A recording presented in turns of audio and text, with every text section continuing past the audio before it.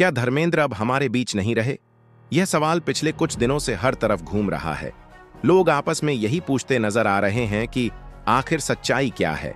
अस्पताल से आया वह 1 मिनट का वीडियो सिर्फ फैंस को ही नहीं बल्कि पूरे देओल परिवार को भीतर तक हिला गया।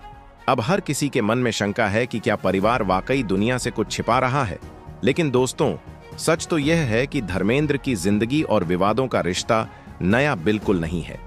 जिस तरह आज उन पर आरोप लग रहे हैं कि परिवार हकीकत छिपा रहा है, वैसा ही एक सच उन्होंने सालों पहले खुद भी छुपाया था। एक ऐसा सच जिसने उनके करियर को मोड़ दिया और उनकी गृहस्थी में ऐसा तूफान लाया कि पूरा बॉलीवुड हिल गया था।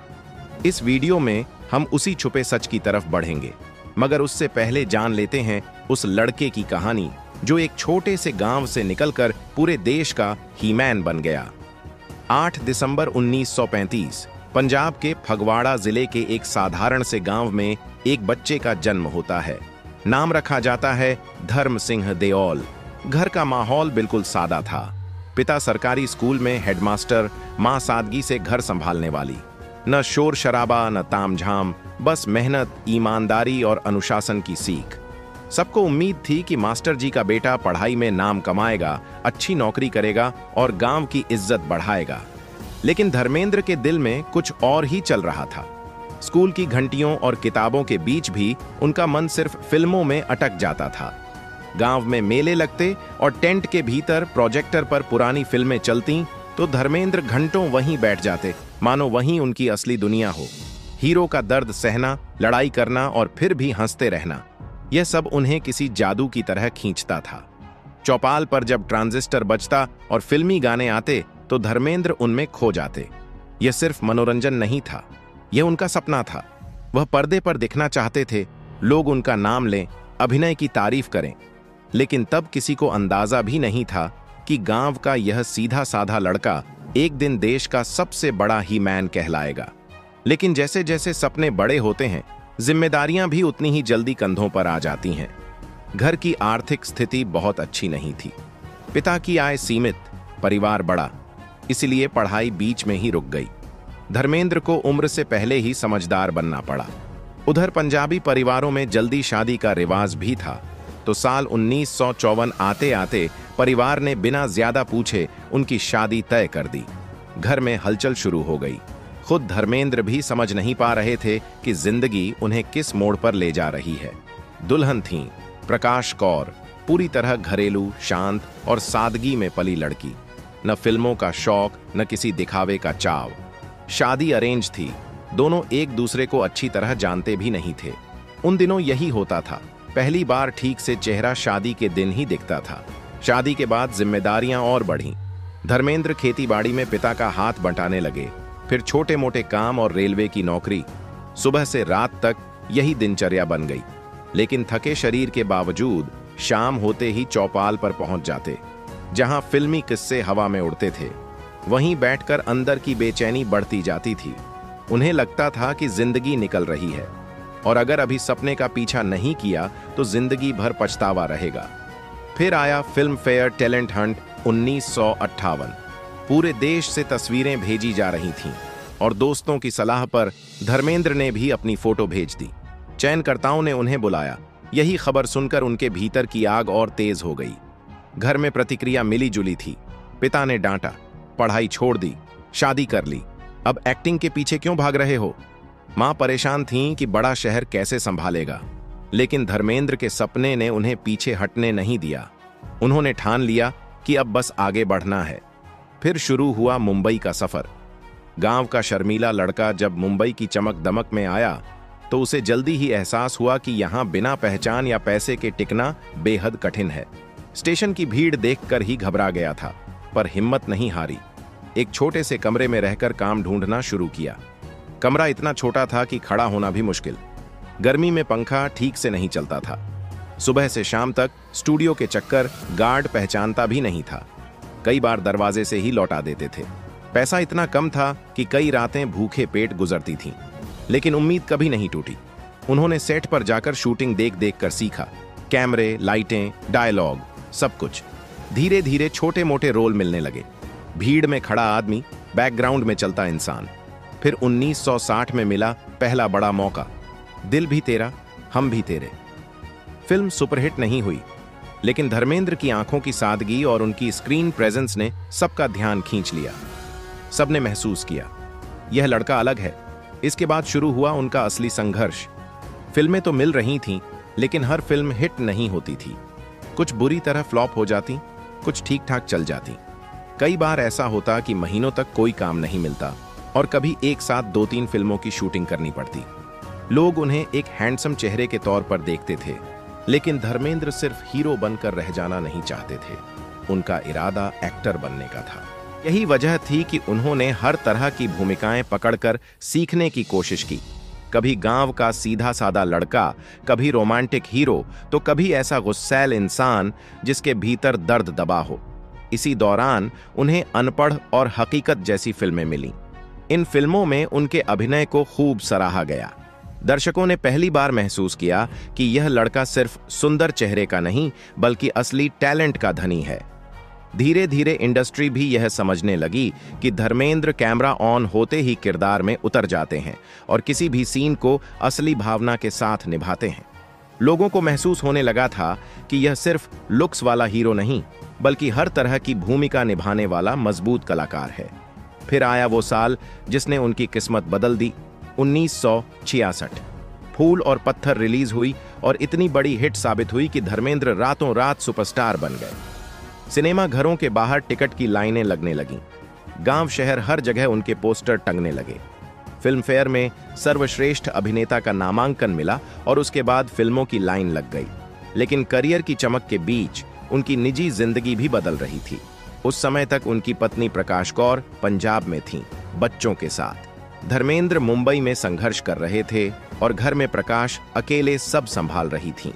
जब भी धर्मेंद्र घर आते, बच्चों के साथ खेलते, पत्नी के साथ समय बिताते और लगता कि सब ठीक है। लेकिन जैसे जैसे काम बढ़ा, यात्राएं बढ़ीं और धर्मेंद्र का घर से दूर रहना भी बढ़ता गया। परिवार के लिए समय कम होता गया, मगर प्रकाश कभी शिकायत नहीं करती थीं। वह समझती थीं कि उनके पति अब एक ऐसे सफर पर बढ़ चुके हैं जिसे रोकना संभव नहीं। इसी दौरान धर्मेंद्र हर तरह के रोल करते हुए इंडस्ट्री में अपनी एक अलग पहचान बना चुके थे। रोमांस, एक्शन, ड्रामा, हर जगह परफेक्ट। उनके हाव भाव, उनकी आंखें, उनकी सहजता, सब कुछ दर्शकों को अपना सा लगता था। तभी इंडस्ट्री में एक नया नाम उभरा, हेमा मालिनी। दक्षिण भारत से आई यह लड़की अपने पहले ही रोल से पूरे देश की ड्रीम गर्ल बन चुकी थी। उसकी खूबसूरती और डांसिंग स्किल्स की हर जगह चर्चा होती थी। इसी सुनहरे दौर में धर्मेंद्र और हेमा की राहें पहली बार टकराईं, फिल्म शराफत के सेट पर। शुरुआत में काम सिर्फ प्रोफेशनल था, लेकिन असली कनेक्शन तब बढ़ा जब उन्होंने साथ में तुम हसीन, मैं जवान की और फिर सीता और गीता जैसी बड़ी फिल्में साइन की। धर्मेंद्र की सहजता और हेमा की शालीनता दोनों को एक दूसरे की तरफ खींचने लगीं। किसी ने सोचा भी नहीं था कि यह रिश्ता आगे चलकर इतना बड़ा विवाद बनेगा। फिल्म के सेट पर बिताया गया समय दोनों को धीरे धीरे करीब लाने लगा। धर्मेंद्र वैसे तो शर्मीले इंसान थे, लेकिन हेमा के सामने आते ही थोड़ा खुल जाते। शूटिंग के दौरान अक्सर सीन को 2-3 बार रिहर्सल करने का बहाना बना लेते ताकि थोड़ा और वक्त मिल जाए। हेमा भी उनकी सहजता से प्रभावित होने लगी। दोनों के बीच कोई दिखावा, कोई नाटक नहीं था। सब कुछ बहुत धीरे धीरे और सच्चे दिल से बढ़ रहा था। इस समय तक हेमा इंडस्ट्री की टॉप अदाकाराओं में शुमार थीं। उनकी मां जया चक्रवर्ती हर चीज पर नजर रखती थीं और नहीं चाहती थीं कि बेटी किसी शादीशुदा आदमी के साथ जुड़कर अपनी जिंदगी मुश्किल में डाल दे। लेकिन दिल के रिश्ते नियम कायदे नहीं मानते। धर्मेंद्र की मौजूदगी ने हेमा को भी बदलना शुरू कर दिया था। दोस्ती अब प्यार में बदल रही थी। शुरू में दोनों खुद भी इसे मानने को तैयार नहीं थे, लेकिन जैसे जैसे समय गुजरा, दोनों के बीच खिंचाव बढ़ता गया। धर्मेंद्र उस वक्त देश के सबसे बड़े सुपरस्टार थे और हेमा ड्रीम गर्ल। पर्दे पर इनकी केमिस्ट्री जादू मानी जाती थी, लेकिन पर्दे के पीछे जो चल रहा था वही असली कहानी थी। सेट पर धर्मेंद्र अक्सर हेमा को खुश करने के छोटे छोटे तरीके ढूंढते। कभी उन्हें चाय भेज देना, कभी कोई मजाक कर देना, और धीरे धीरे यह मोहब्बत गहराती गई। लेकिन असली मुश्किल यह थी कि धर्मेंद्र शादीशुदा थे, 2 बच्चों के पिता थे और पंजाब में उनकी पत्नी प्रकाश अकेली सब संभाल रही थीं। ये रिश्ता फैसला मांग रहा था, एक तरफ परिवार, दूसरी तरफ प्यार। धर्मेंद्र 2 हिस्सों में बंटते जा रहे थे। हेमा ने कई बार खुद को रोकने की कोशिश की, लेकिन दिल जिद्दी होता है। और जब शोले की शूटिंग हुई तो यह रिश्ता और भी गहरा हो गया।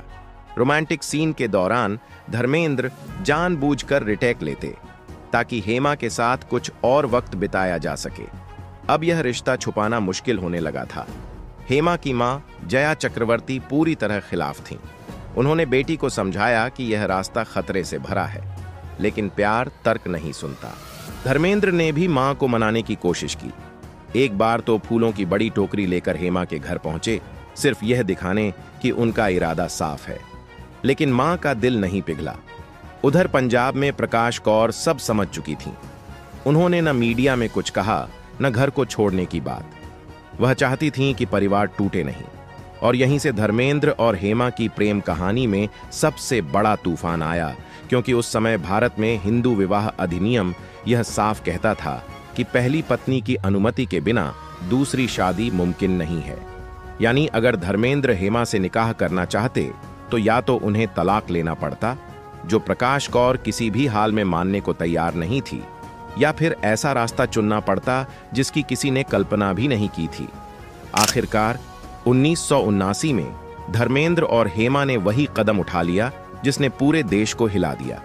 दोनों ने इस्लाम धर्म कबूल कर लिया, क्योंकि मुस्लिम पर्सनल लॉ के तहत बहुविवाह की इजाजत होती है। धर्मेंद्र बने दिलावर खान और हेमा बनी आयशा बी। इस फैसले ने बॉलीवुड और मीडिया में भूचाल ला दिया। हर अखबार, हर रेडियो, हर पत्रिका में बस एक ही सवाल, क्या धर्मेंद्र ने सिर्फ शादी के लिए धर्म बदला? क्या यह सही था या गलत? लेकिन दोनों ने इन सवालों का कोई जवाब नहीं दिया। चुपचाप कुछ गिने चुने लोगों की मौजूदगी में निकाह हो गया।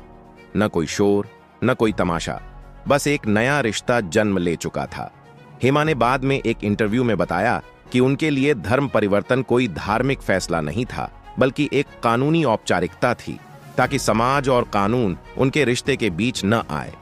उनके लिए सबसे बड़ा धर्म हमेशा प्यार ही रहा। लेकिन निकाह के बाद जिंदगी आसान नहीं हुई। 2 परिवार, दोनों अलग दिशाओं में खड़े थे। एक तरफ प्रकाश कौर और उनके बेटे सनी बॉबी, और दूसरी ओर धर्मेंद्र और हेमा का नया घर। रिश्ता छिपाया नहीं जा सकता था, पर संभालना भी बेहद मुश्किल हो गया था। धर्मेंद्र दोनों घरों के बीच लगातार झूलते रहे। कभी हेमा के साथ शूटिंग, तो कभी बेटों की स्कूल मीटिंग। मानो 2 दुनिया एक ही इंसान पर भार बनकर बैठ गई हों। हेमा और धर्मेंद्र की 2 बेटियां, ईशा और आहाना, भी इसी जटिल माहौल में पली बढ़ीं। हेमा चाहती थीं कि बेटियां पिता के प्यार से वंचित न रहें, और दूसरी तरफ सनी बॉबी भी बचपन से अपने पिता को हीरो की तरह देखते आए थे। भावनाओं, नाराजगी, दूरी, सब कुछ बीच बीच में उभरता रहता था। मीडिया भी अक्सर यही पूछता रहता था, कौन सा घर असली है? लेकिन धर्मेंद्र हमेशा चुप रहे। उन्होंने कभी अपने घर को मीडिया की आग में नहीं झोंका। सिर्फ इतना कहते कि एक दिल 2 परिवार भी संभाल सकता है। वक्त बीतता गया, रिश्तों की गांठें ढीली नहीं पड़ी। करियर ढलान पर आने लगा। पहले कम फिल्में, फिर सिर्फ खास रोल, और धीरे धीरे स्क्रीन से दूरियां बढ़ गईं। दूसरी तरफ बेटों के करियर की जिम्मेदारियां बढ़ती गईं। उन्हें लॉन्च करना, फिल्में सेट करना, यह सब भी वह निभाते रहे। उम्र बढ़ने के साथ धर्मेंद्र ज्यादा समय बांद्रा वाले घर और अपने फार्म हाउस में बिताने लगे। खेती, पेड़ पौधे, जानवर, इन सब में उन्हें सुकून मिलने लगा। फिल्मों से दूरी बढ़ी, लेकिन परिवारों की दूरियां वहीं की वहीं रहीं। दोनों घरों की दुनिया हमेशा अलग अलग रहीं। प्रकाश कौर और हेमा का आमने सामने आना लगभग नामुमकिन था। इसी बीच उनकी संपत्ति को लेकर भी चर्चाएं शुरू हो गईं। कौन सी प्रॉपर्टी किसके पास जाएगी, कौन सा घर किस परिवार को। रिपोर्टें कहने लगीं कि उनके पास कई बंगले, प्रॉपर्टी, फार्म हाउस, बिजनेस और विजेता फिल्म्स का बड़ा साम्राज्य है। फिर आया साल 2025 और पूरी इंडस्ट्री हिल गई। 10 नवंबर को खबर आई कि धर्मेंद्र को ब्रीच कैंडी अस्पताल में भर्ती कराया गया है। परिवार ने पहले कहा रूटीन चेकअप है, लेकिन बाहर खबरें फैलने लगीं कि मामला गंभीर है, उन्हें आईसीयू में रखा गया है। इसी दौरान एक वीडियो वायरल हुआ। एक बुजुर्ग महिला को बेड पर बैठा दिखाया गया। लोग अंदाजा लगाने लगे कि शायद ये प्रकाश कौर हैं। वीडियो कितना असली था कहना मुश्किल था, लेकिन उसने सोशल मीडिया में आग लगा दी। मीडिया घर के बाहर जमा हो गई, प्राइवेसी खत्म हो गई। सनी देओल तक गुस्से में बाहर आकर बोले, अफवाहें फैलाना बंद करो। 11 नवंबर को कुछ पोर्टलों ने झूठी खबर चला दी कि धर्मेंद्र का निधन हो गया। देश भर में हड़कंप मच गया, लेकिन तुरंत बाद हेमा मालिनी सामने आईं और इस खबर को पूरी तरह झूठा बताया। ईशा देओल ने भी सोशल मीडिया पर स्पष्ट किया कि पापा ठीक हैं। परिवार ने फिर एक बड़ा फैसला लिया। धर्मेंद्र को अस्पताल से डिस्चार्ज कर घर शिफ्ट किया गया। घर को आईसीयू जैसा तैयार किया गया। नर्स, डॉक्टर, मशीनें सब वहीं। यह फैसला इलाज के खिलाफ नहीं था, बल्कि अफवाहों से दूरी बनाने के लिए था। धीरे धीरे माहौल शांत होने लगा। धर्मेंद्र अब भी परिवार के बीच हैं। उम्र का असर तो है, लेकिन लड़ने का जज्बा आज भी वही है। संघर्ष, विवाद, दो परिवारों का बोझ, करियर का उतार चढ़ाव, इन सब ने मिलकर धर्मेंद्र की जिंदगी को एक असली कहानी बना दिया। दोस्तों, यही था वह सफर, चमक दमक से लेकर विवादों तक, जिसने धर्मेंद्र की जिंदगी को इतना बड़ा और इतना दिलचस्प बनाया। वीडियो पसंद आई हो तो वीडियो को लाइक करें और चैनल को सब्सक्राइब करना ना भूलें। धन्यवाद।